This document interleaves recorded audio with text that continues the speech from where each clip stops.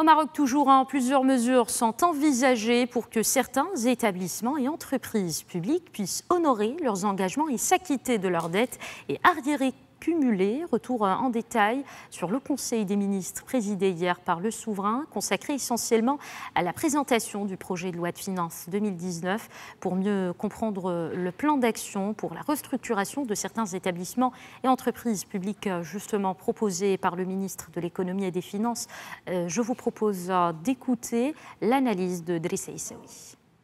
La situation, on l'a dit, délicate de ces entreprises ne va pas être débloquée totalement par ce mécanisme de restitution du crédit TVA, mais en partie, mais ça va permettre, ça va leur donner un second souffle pour pouvoir continuer à le faire. Et ce qui a été négocié en amont par rapport à cette solution, c'est-à-dire que le ministère des Finances,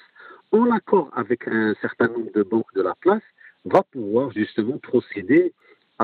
justement à ces remboursements. Et on a entendu dès hier que, par exemple, l'OCP, qui est une grande entreprise publique, va bénéficier disons, d'un remboursement équivalent à 20 milliards de dirhams, ce qui est énorme. Ça va lui permettre de souffler sur le plan financier et de pouvoir justement envisager l'avenir et ces investissements de manière plus à l'aise. Aujourd'hui, les entreprises privées sont concernées par cette approche et on attendra la mise en œuvre parce qu'aujourd'hui, on est dans une logique d'exécution réelle et concrète de ces